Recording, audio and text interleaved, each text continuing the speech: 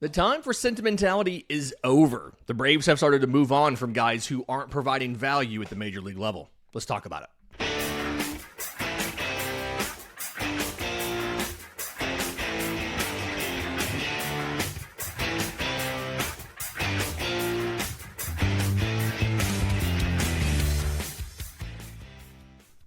Yes, welcome on in to Braves Today, a production of the Belief Podcast Network and presented to you by FanDuel. I'm your host, Lindsay Crosby, author of the Braves Today newsletter over at bravestoday.com. Last night's loss was ugly. It was dreadful seeing how Atlanta just got completely manhandled by the Pirates in an 8-3 loss. We'll get to that in a minute. Before we do that, though, some of the transactions before the game kind of showed us Atlanta's feelings at this point in time about the roster and what's required to stay with the organization. Mike Yastrzemski was activated off the injured list yesterday, and a lot of people, myself included, assumed that the corresponding move for Mike Yastrzemski coming back would be the Braves optioning Brewer Hicklen back down to the minor leagues, right?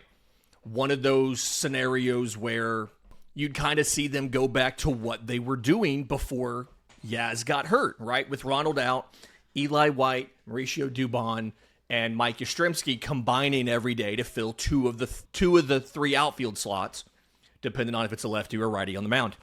That is not what the Braves did. The Braves released local boy Kyle Farmer. And so Brewer Hicklen got the start in right field last night with Mike Yastrzemski working at designated hitter. And I think what's really interesting about this is Farmer barely played this year, right? Farmer literally had 15 at-bats all year for the Atlanta Braves. If you were curious, he went 4 for 15. He hit a double. He drove in 3, struck out 4 times, right? So, okay, he was fine during that 15 at-bats. Played a little bit of defense, but for the most part, was a non-factor. He was on the IL for over a month with, I think, like a forearm strain or something. And you really kind of didn't notice, especially because he spent 3/4 of that IL stint in the dugout still, right? He would do rehab work. He'd stick around for the games, cheerlead out of the dugout and things like that. He went on a brief rehab assignment, played some catcher on the rehab assignment just so he could refresh his chops behind the plate. Remember, he was kind of taken as a catcher. And then, yeah, that was it. He was released yesterday. And on a night where the Braves lost 8-3 and had 4 total hits, not a lot of things went right for the Braves, but I'll point out that Brewer Hicklen in right field, he at the plate wasn't a great day. 0 for 3, 3 strikeouts. He did draw a walk. He did come around to score when Jimmy Baseball cashed that in, right? The Striper Bros continued to work their magic at the bottom of the order. They were so good that for the 9th inning, the Padres went to Mason Miller just because they had so much respect for Brewer Hicklen and Jim Jarvis, the duo of those guys back there together. Mike Yastrzemski goes 0 for 2, is pinch hit for by Joey Bart. Joey Bart draws a walk and his only plate appearance of the game. But what I think this is telling us is the Braves have made a couple subtle shifts towards the stretch run and acknowledging that, hey, it is a close division race and we have to get a little more, I'm not going to say serious, right? They've always treated the season seriously, but we are 3 games up on Philly. Both teams lost last night, so it's not like you lost ground there. And we need to start pushing a little bit harder when it comes to the day-to-day of the team to make sure that we are in the best position as we push towards the postseason. And there's a couple things that they're doing. I think the first one was Kyle Farmer was gone, right? Again, it was nice to have the security of knowing that if you, Let's say Joey Bart was behind the plate and Drake Baldwin was your DH against a lefty that day. If Joey Bart, for some reason, left the game, whether it was being pinch hit for, let's go with that. If he's pinch hit for late by whoever, and Drake Baldwin's behind the plate, and Drake Baldwin were to get hurt, the Braves could stick Kyle Farmer behind the plate to finish the last inning or two. That was nice to have, right? Knowing that was an option felt good. But at the same time, how valuable was that? And what the Braves decided was we would rather have, the choice was, do we keep Brewer Hicklen, do we keep Kyle Farmer? And rather than try to protect ourselves for that outlier scenario, let's keep a guy who can offer some speed, who can offer some defense, who can come around and score from first on a Jim Jarvis triple, and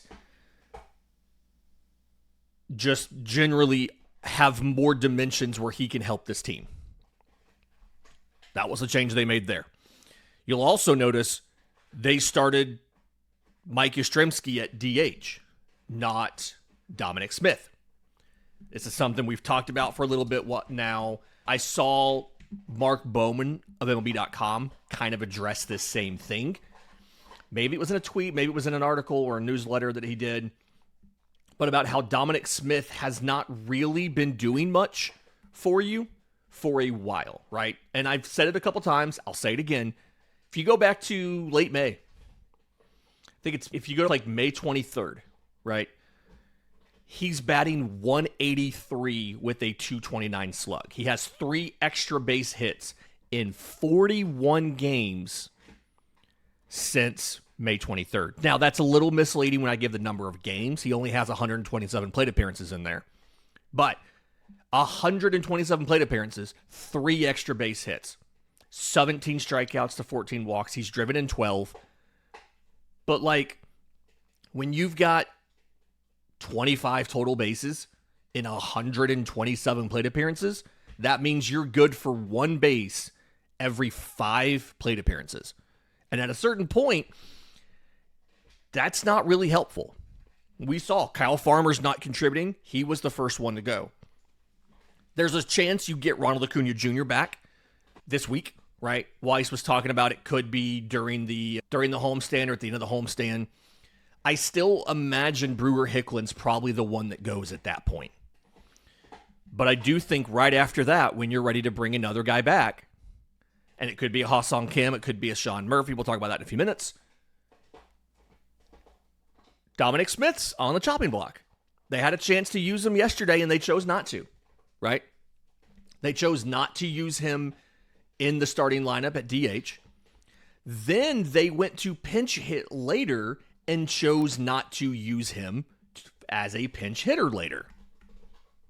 And I don't know if it was something where, I don't remember if San Diego signaled they were going to a lefty out of the pen first, or if Atlanta put in the pinch hitter for Mike Yastrzemski, and then San Diego went to the bullpen to pull Walker Buehler and go to Yuki Matsui. But the point is, they had opportunities to pinch hit with him late and chose not to do it. Dom Smith's probably not much for this roster. And there are going to be people who be mad about that. They're going to remember the early season stuff. They're going to remember the walk-off grand slam. They're going to remember a couple clutch hits in the first month of the season, and they're going to be frustrated by it.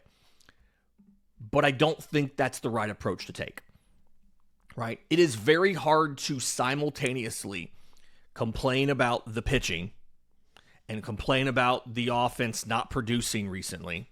And trust me, we're getting to the pitching in just a minute. To complain about the pitching, complain about the offense recently, and then at the same time turn around and say, you've got to keep Dominic Smith. You've got to keep him on the roster. Because the fact of the matter is, he's not contributing. And I play the clip of Von Grissom in Gwinnett. I used to play it a lot more on the show.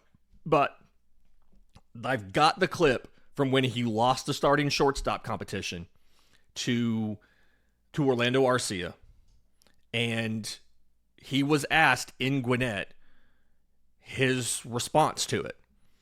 And he said, it's like Ron Washington told me. the end of the day, if you don't like it, play better. Dominic Smith has had a couple months to play better. He didn't do it. Kyle Farmer wasn't giving them virtually anything other than a little bit of insurance. So Farmer's gone. Dom's probably going to be gone soon. And it does come down to, what do you do when Ronald comes back? And what do you do when Ha-Seong Kim is ready? Let's talk about those possibilities, and let's talk about the pitching from last night. We'll do that next, right here on Braves Today. But first, this episode's brought to you by our friends at IQ Bar, our exclusive snack, hydration, and coffee sponsor. IQ Bar protein bars, IQ Mix hydration mixes, and IQ Joe mushroom-infused coffees are the tasty, low-sugar brain and body fuel that you need to win your day. The Ultimate Sampler Pack's a great way to try all of the IQ Bar products and flavors. You get 9 IQ bars, 8 IQ Mix sticks, and 4 IQ Joe sticks. And all IQ Bar products are clean label certified and entirely free from gluten, dairy, soy, GMOs, and artificial ingredients. With over 20,000 5-star reviews and counting, more people than ever are fueling their busy lifestyles with IQ Bar's brain and body boosting bars, hydration mixes, and mushroom-infused coffees. And the Ultimate Sampler Pack includes all 3.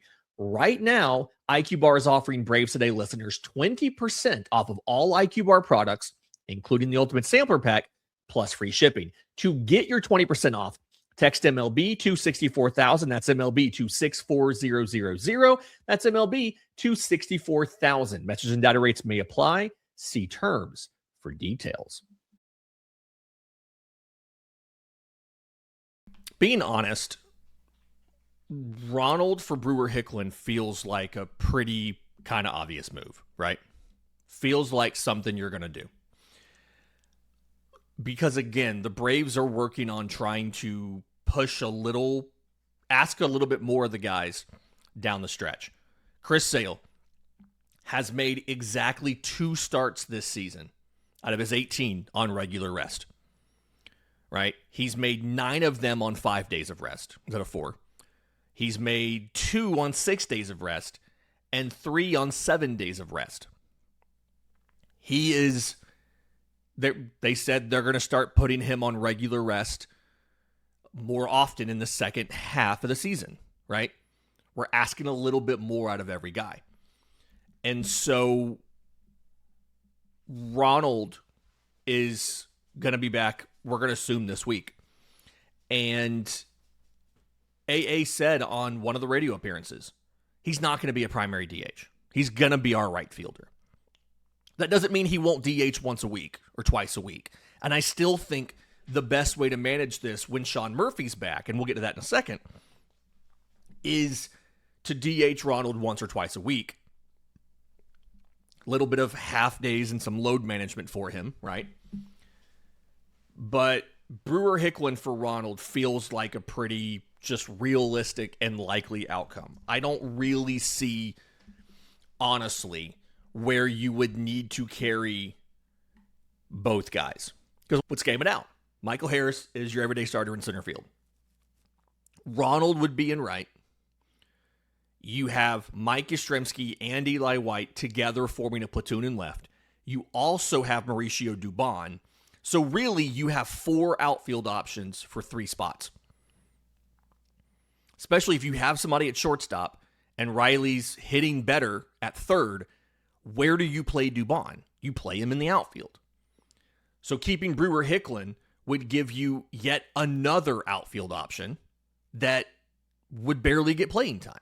That makes sense to me. Brewer Hicklen for Ronald Acuña Jr. Brewer, thank you for what you've done. You've shown that you could potentially actually be a contributor to this team going forward. This was not just like a journeyman that we needed a little bit of help from. We saw some things that we liked. We saw some defensive chops that we liked. We saw some good base running. We saw some good at-bats, although, again, he did strike out 3 times last night. The Braves in general just were bad offensively last night, right? You know who else struck out 3 times last night? Ozzie Albies. Austin Riley struck out twice. It was not a good game at all for the Braves. And we're going to get to that game in a minute. But then you have to deal with both Ha-Seong Kim and Sean Murphy coming back. And there's a couple options here. Ha-Seong Kim's rehab stuff is going to be up around the beginning of August. I don't know the exact date, right? Is it August 1st? Is it August 2nd? Whatever. But in the days before the trade deadline. And there's a couple options with what you can do here, assuming you don't lose anybody to injury, right? Assuming there's not somebody who goes down and now you have to fill a spot. There's a couple options you can do. Option number one, if Ha-Seong Kim is just not only not hitting, but not looking anywhere decently competent at the plate, you can always just eat the $20 million and move on, right? You DFA him, he'll go sign with somebody else who needs shortstop help and can do something, right? I will say he does look better on the inputs in Gwinnett, right? He does look more comfortable at the plate. For instance, he put 49 balls in play in Atlanta. 6 of them were 98 or harder, right? There's a lot of weak contact. He's put 11 balls in play for Gwinnett. 6 of those have been 98 or harder. And granted, there is a pitching difference in AAA and the majors, but he's also faced some former major leaguers down there. It's not like he was doing this against Augusta's opponents or Rome's opponents, right? He was doing this with some rosters that had a lot of former major leaguers on them, or guys who were on 40-man rosters and have been call-ups and have played in the majors this year. So whether or not we want to admit it, he is hitting better than he was when he was in Atlanta. And it was hard to be worse than he was when he was in Atlanta. You're going to have to figure out what to do with Kim. And I could see a scenario where you say, you eat him, just gone. I could see a scenario where you move him at the deadline. I don't think you're getting anything significant for Kim. But one of the things we've heard over and over again from AA, from national media, from everybody, is that a lot of deals are probably going to happen between contenders, right? Where we deal from our strengths and you deal from your strengths to make both of our teams better. And it is very hard to find shortstops in Major League Baseball. Hence why we've been in this situation ever since Dansby Swanson left in free agency. Right? We really got one good half season out of Orlando Arcia. And since then, we just haven't really gotten much at the position. We've cycled through Nick Allen. Jimmy Baseball's doing it right now. There's questions people have about the sustainability of what he's doing, et cetera, so on and so forth. So it's entirely possible that we make a deal with a team.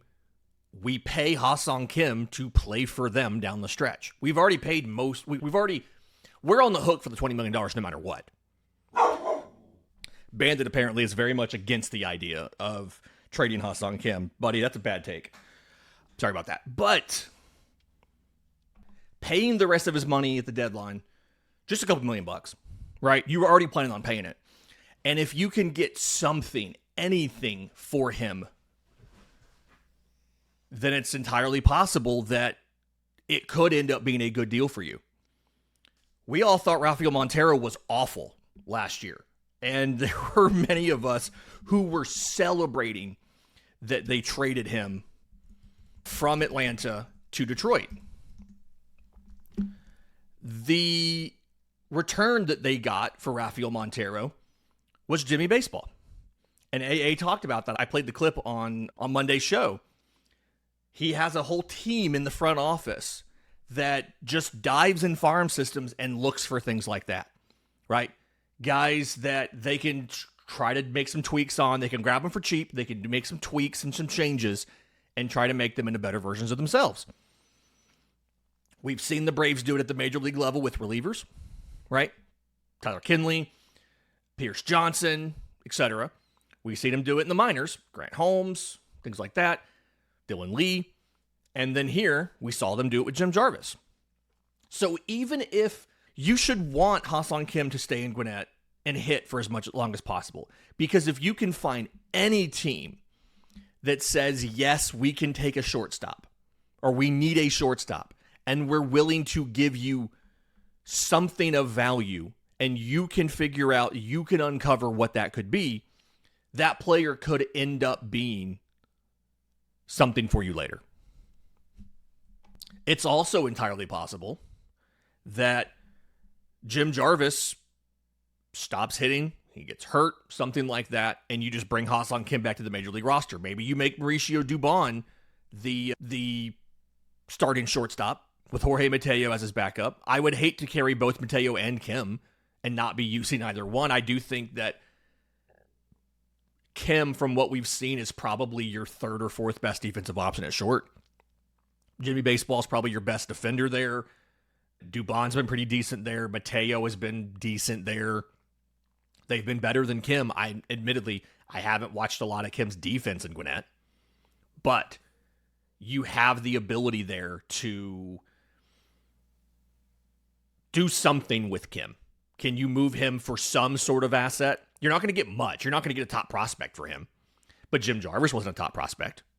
Grant Holmes was no longer a top prospect. The Braves have shown the ability to identify guys that other organizations are not using optimally and to make them into better versions of themselves, whether it is through a swing change, whether it's through an arsenal change, giving them a new pitch. Victor Medeiros, they got him from the Angels.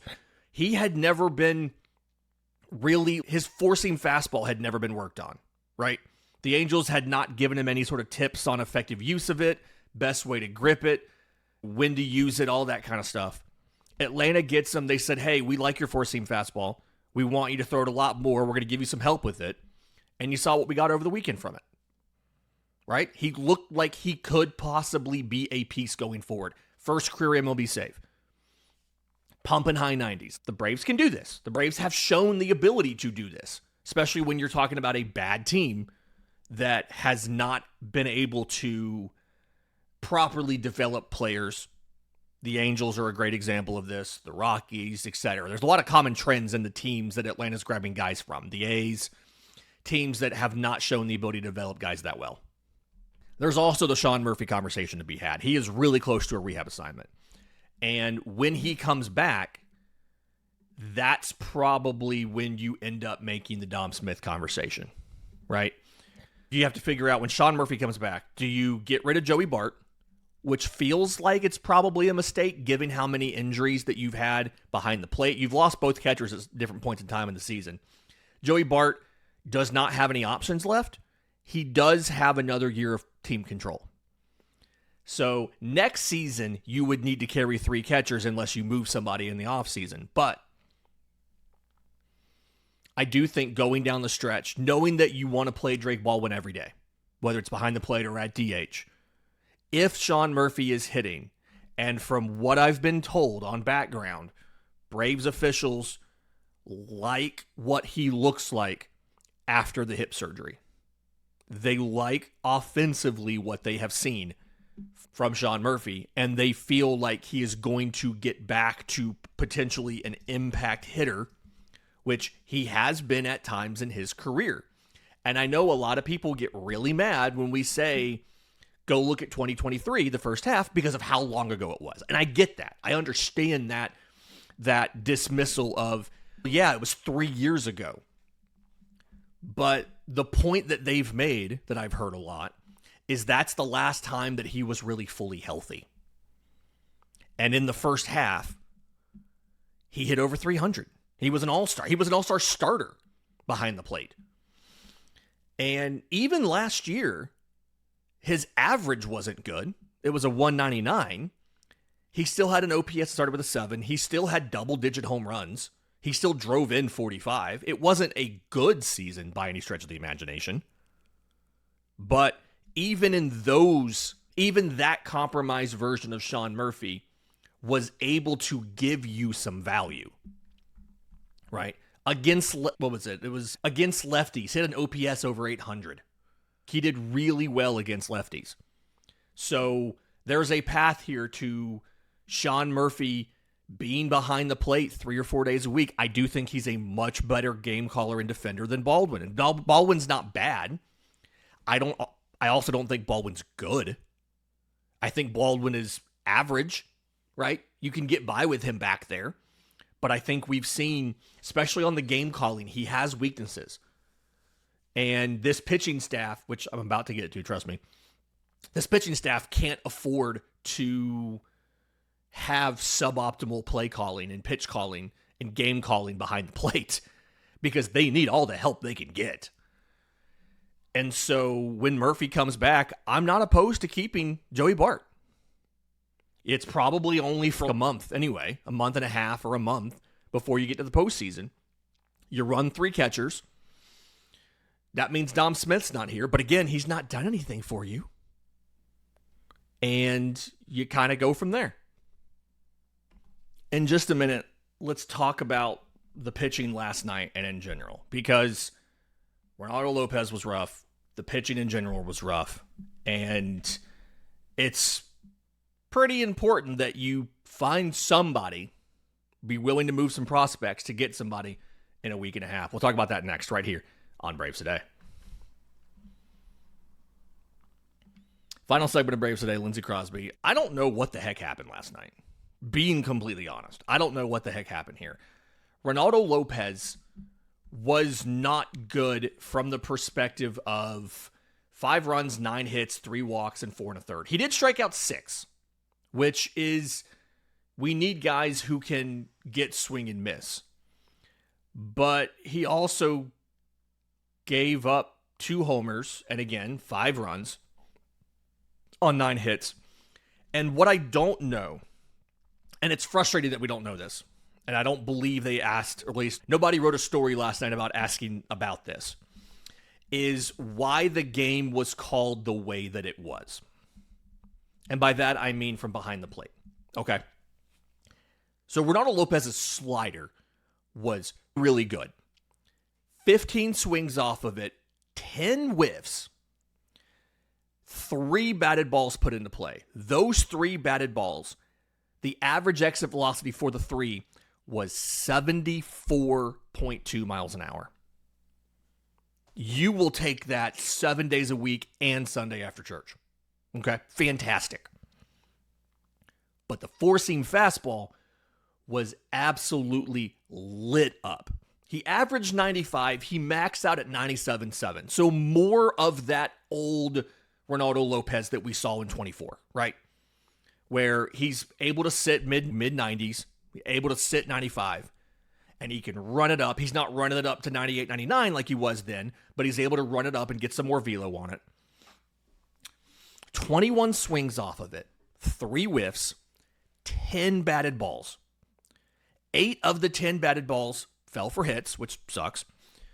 5 of those batted balls were hard hit, and the average exit velocity off of the 4-seamer was 93 miles an hour. Remember, 95 is a hard hit ball. They were destroying the 4-seam fastball last night. And that's pretty much all he threw. He threw 3 curveballs. He threw 1 changeup in 85 pitches. The changeup, they didn't swing. I think it may have been a ball. The curveball, one of them was swung at. And that one, it was left over the plate, was a home run. I think it was Jackson Merrill's solo shot or whatever. I don't remember who it was. I think it was Merrill's solo shot. But it was like he decided, I'm going to be a reliever today. I'm just going to throw a reliever pitch mix, and I'm just going to do fastball slider. And it didn't work. And it didn't work even though he swapped after the first time through to go more slider and less fastball. And part of the reason it didn't work was, one, there's just no variety there. But the other reason it didn't work was the fact that the fastball locations were all down in the zone. A 4-seam I talked about this a ton. A 4-seam fastball with that induced vertical break, you want to run it up towards the top of the zone or above the zone so that guys don't read the IVB correctly and they swing underneath it, right? They pop it up, they hit a weak fly ball, and that's what you want to do with it. he was throwing them down in the zone, middle of the zone and bottom third. It's a really weird game plan. And admittedly, I haven't gone back to rewatch to go check the locations versus like the glove flash by the catcher, by Baldwin, versus where he actually left it, right? So I'm not saying this is Drake Baldwin's fault, right? I need to go back and look to see, was Baldwin asking for them down, or was Baldwin asking for them up and López could not consistently get it there? I don't know whose fault it was. But the game plan of just fastball slider was bad. Just bad game plan. I don't know who wrote that one up, but maybe tear it up and throw it out. Not a good one. And so it just showed more of the issues with again, he struck out 6 in 4 1/3. That's the strikeout numbers that you're looking for from a postseason guy. But 9 hits, 5 runs, 2 homers, 3 walks, that's not what you want from a postseason guy. And so it's just even more difficult now to figure out, okay, we have to, in the next 2 weeks, we as in the organization, so not me, right? The organization has to figure out what is the game plan for the postseason. How much do we pay for whatever starters are available in the market versus what internal options do we have? Talked about this yesterday. As of now, without knowing anything, it doesn't look like Hurston Waldrop or Spencer Strider will be factors for the postseason, right? Again, Waldrop's getting evaluated by doctors. Strider is going for his follow-up with Dr. Meister. And if that goes well, he's supposed to be able to start throwing again, to start a throwing program, to eventually get back on the mound. I think at this point, if he's coming back in September, he's likely not coming back as a starter. I just don't think you have the time to stretch him out. Maybe by the time you get to the postseason, you're able to use him in a 2-3 inning capacity, right? You can get him to that point. You can have him go through the order once, assuming the stuff is there.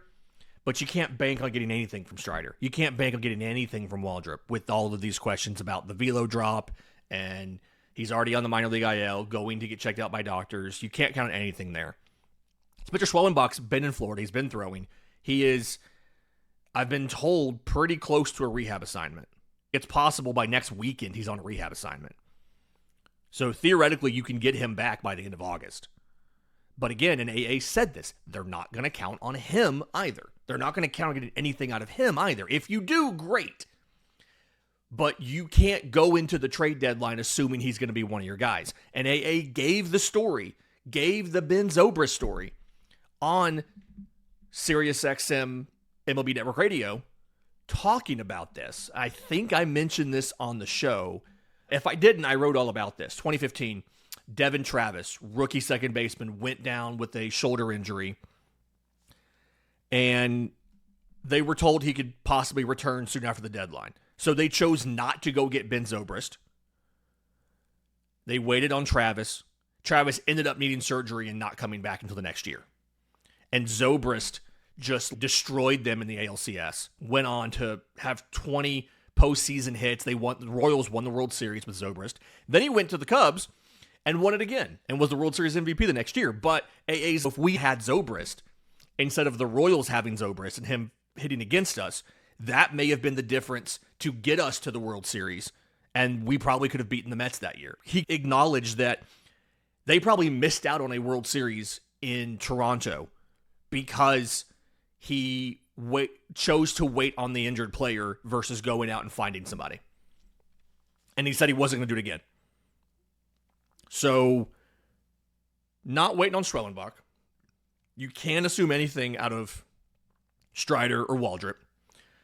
And López last night, depending on how you choose to view the outing, either showed some promise you can work with how good that slider was, or showed how you absolutely can't count on him at all based on how bad the four-seam fastball got hit.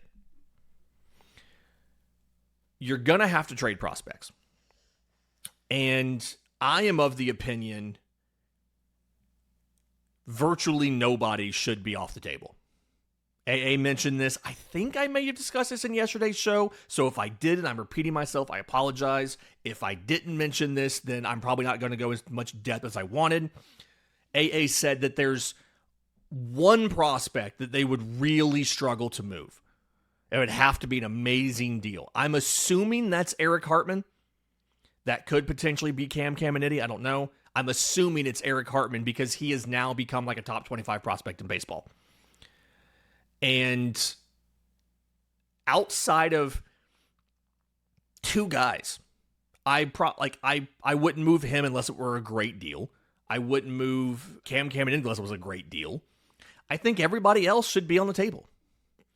And I think even if it's a guy who's been in the majors like J.R. Ritchie, who, by the way, recording this at 9:15 in the morning, I expect Ritchie to get moved down, to get optioned down today.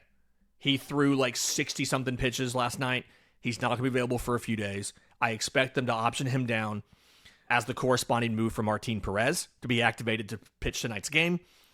And that'll be the fourth time Ritchie was optioned down this year, meaning you can only option him down one more time before he'd have to go through waivers.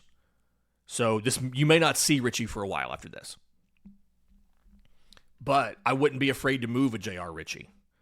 I do think the book is not closed on him. I do think he's going to be a perfectly good number 4, number 5 starter. I do think when you look at how many guys Atlanta could possibly have next year, that even if you assume a normal amount of injuries, right? Not how many guys Atlanta lost in spring training this year, but if you assume a normal amount of injuries in spring, you still have more than 5 starters. It's very possible that Grant Holmes, maybe, and Bryce Elder are in the bullpen to start the year because of how many options you have unless you make a trade in the offseason. But you've got to move guys because I think last night showed Lopez has promise. He can't be something you're counting on to get through a game 2 or a game 3, right? He can be a fallback with a better game plan and better execution. I think he can give you a one-time through the order, and then you go to a pin or you go to a piggyback or something in the postseason. Again, better game plan, better execution of it. He can be a fallback emergency option. I don't think you can count on Reynaldo López. Just like you can't count on Spencer Schwellenbach being back. Just like you can't count on getting anything out of Waldrop or Strider. And so the pressure is even higher on AA before the trade deadline. And I've seen a lot of stuff, especially in the postcast chat last night. Why hasn't AA made a deal yet? Because nobody's making deals yet. I know that people have this idea that all you have to do is call a team up and offer them a package good enough, and they'll say yes. What I don't think people realize is how good that package has to be to push them into going ahead and deciding to sell before the organization has decided to do it. So that's the thing that I see a lot of that's confusing to me, is people are like, why hasn't he made a trade yet? Because nobody's made meaningful trades yet. Other than guys who were about to be DFA'd, or were DFA'd, right? By David Peterson or something like that. A Lance McCullers who was going to be DFA'd. Other than that, the only deal that's really happened that is a contender getting a piece from a seller has been the Dodgers getting reliever Seth Halverson. That's it. And that's a minor deal. That's not the same as getting a starter. So we've got another week and change of this, probably a week and a half, right? I don't expect the trade market to really pick up until next weekend, Saturday, Sunday, Monday. And we've got to figure it out, right? We'll get Martin Perez back tonight. I also don't think he's a postseason guy for you. I just don't think anybody throwing 89-mile-an-hour fastballs can be counted on in October. Maybe that's just a mistake on my part. But other than Ranger Suarez, there's not a lot of guys we've seen recently that are able to do that and be successful with it. So there you go. We'll talk more about this coming up. I think early next week, I probably should do here are the prospects that I would not trade. It's going to be a very short list.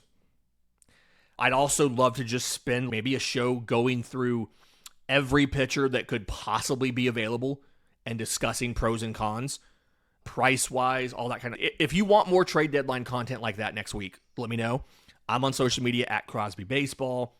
If you're watching on YouTube, you can leave a comment down below, but we'll do that. Until next time, this has been Braves Today.